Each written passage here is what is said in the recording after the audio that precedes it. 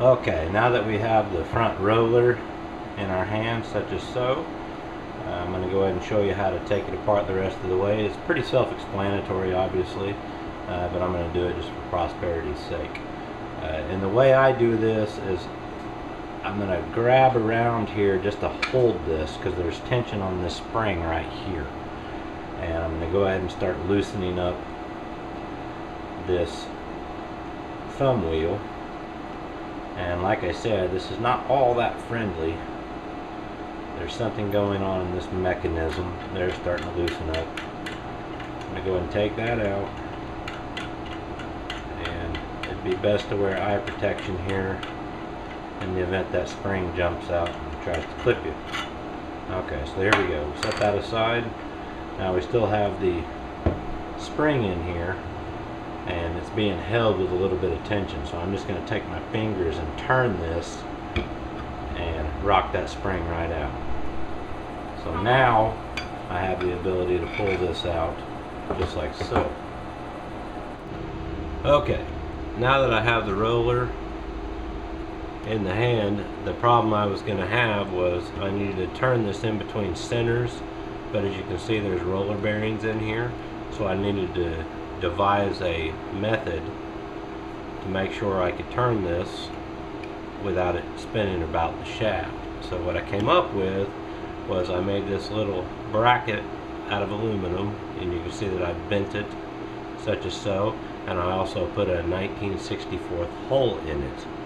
And I'm repurposing temporarily the bolt that holds down the adjusting lever. So what I'm going to do with this is just slide this down into these grooves and go ahead and put the bolt in this hole and go ahead and tighten it up. And what this is going to do is act like a drive dog. So I'm going to go ahead and tighten this up just snug. That's all I need. So now you can see that this is now locked to the shaft. It's going to be turning towards me in the lathe, and it will hold it there. So then I will put on a drive dog like so, and when I tighten that up, there'll be a plate here that's in the slot. There'll be two centers, one on either end, and then it's going to hold all of that true, so when it turns into the lathe I'll be able to make my operation and cuts across it. So we're going to chuck up on the lathe and see what happens. Okay, well here we are at the lathe. I've got everything put together, being driven in between centers by this dog here, and as you can see it's all going to turn just properly. I went ahead and did one little scratch cut here, and you can see hopefully where I've already touched off and cut this area, and we have not hit the other area yet, which tells me that it is not concentric. So I'm going to go ahead and turn it on again.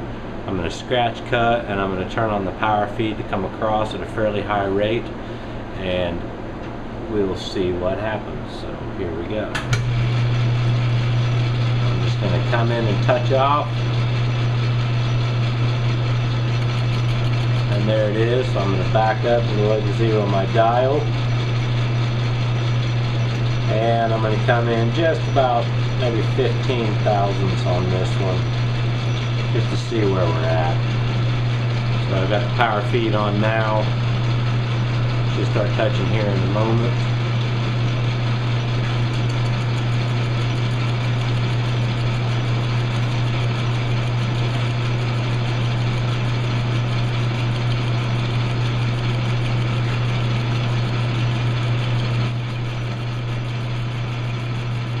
And I don't know if you can hear that, but it's not touching every bit around the surface yet. So I'm going to turn the feed off for a second and just shut the lathe off to see what's going on. And we're probably, about halfway across it. I'm going to go ahead and increase the feed some, just to take the material off a little faster. And I'm just going to start back up where it is. really coming across now. It's just kind of giving me an idea on where we're at.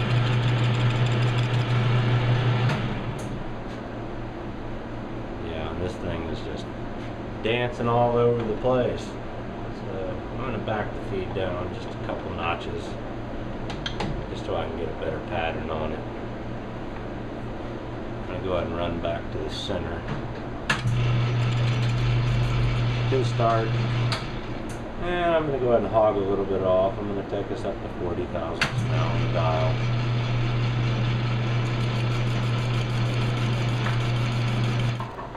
Okay, well, I've taken the first pass, and as you can see, it's not quite all cleaned up. Here's a low spot here, a couple in here, one here. So I'm going to go ahead and run one more pass real quick to see if I can clean the majority of this up, and I will follow that by a very light final pass. And here we go. And it's starting to sound pretty good across here.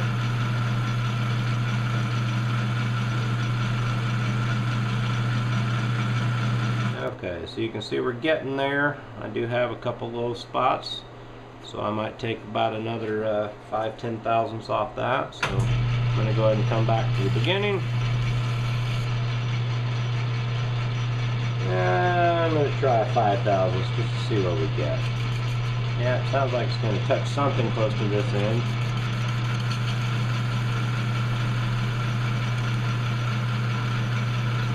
Didn't quite get all the way across.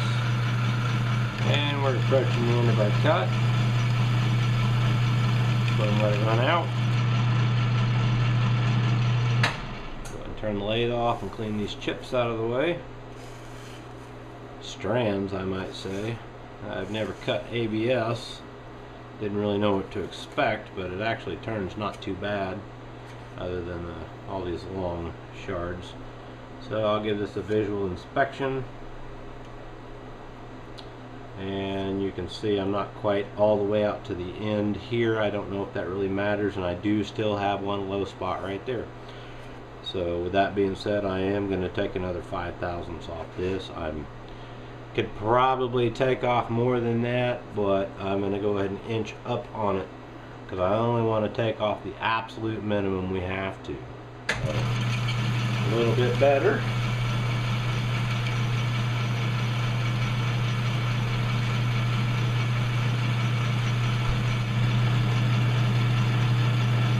So we're getting ready to come off the end. And there we go. Go ahead and turn it off. And clear the chips again. It's just like ribbons. I love it. Try to get the bulk of this out of the way so we can see what we're left with.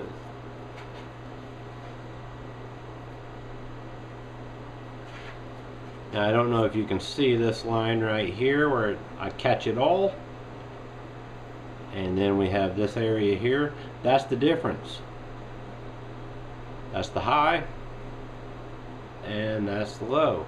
I really would like to take it all off and make sure we get this thing perfectly concentric around that shaft. Everything's looking good. I'm going to take another 5. Yeah, we're getting closer now for sure.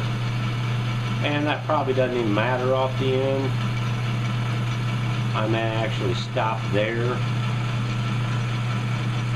We're just going to see how it looks when it makes its path.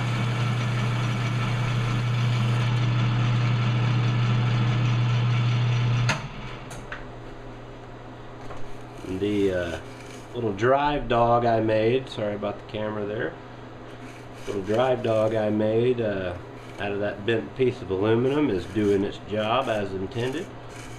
Everything's looking good. I'm gonna have to come up with more of this plastic. I like it, except for this part. Not too fun there. Okay, let's take a little peek-see. Okay, it looks pretty good. You know, it's still a little shiny right here. You know, I would like to get into this point, but it may not be an issue. However, I may have to come back and crown this off, so that would take out that little imperfection there. So I'm going to do a final pass on a very smooth, low revolution advance of my tools. Just have to set my lathe up. We'll go ahead and wheel this back. And I'm just going to take about 2 thousandths off. Just a little skim. And actually I need to clear this off and fill this cutter real quick. Feels pretty good. So let's just go ahead and start a really slow pass. This is going to take quite a while. Going really slow. It's going to take the ribbon effect out of that, or the record effect for the most part. It will still be there. So. Okay, well, I put the wheel back on after turning it on the lathe, and it did take the majority of the vibration out. I did still have trouble tracking it, so I may end up crowning this wheel. But I did check the back wheel, and it had a bunch of run out in it as well, so I'm going to go ahead and turn the back wheel too. So to give a description on how to take that back roller out, start by, I have everything loose, but start by taking your table off. Take the Allen wrench, loosen up the set screw here, and take your sanding disc off. Behind the sanding disc, you're going to have 1 bolt here, a screw with a nut on the back, and 2 down here. So I'll just take those out real quick.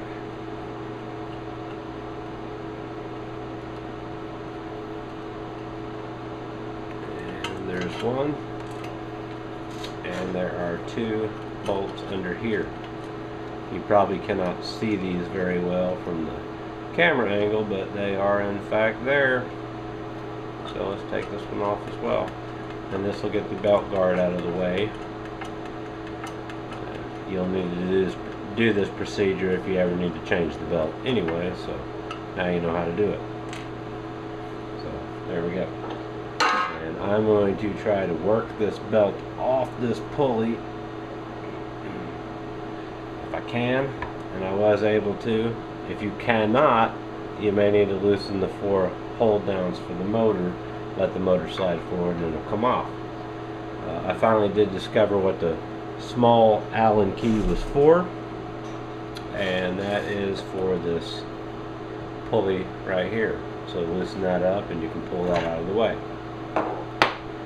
The next 2 bolts you're going to want to take off is this one with the guard. The guard may not be, whoops, guard may not be on it, on yours if you didn't put it in yet. So I'm going to go ahead and take the bottom one out as well. That one's fighting me a little bit.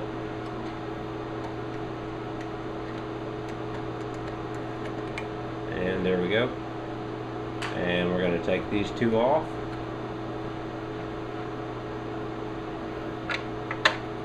And the bolt will come out the back side. And we'll do the same thing on the bottom one. Now things are going to want to start coming loose right now, as you can see. So you might have to hold it. And there goes another one.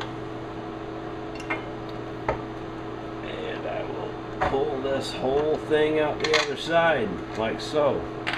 So I'm going to reposition the camera, and then I'll show you how to actually get this out. Self-explanatory, but we're going to go through it anyway.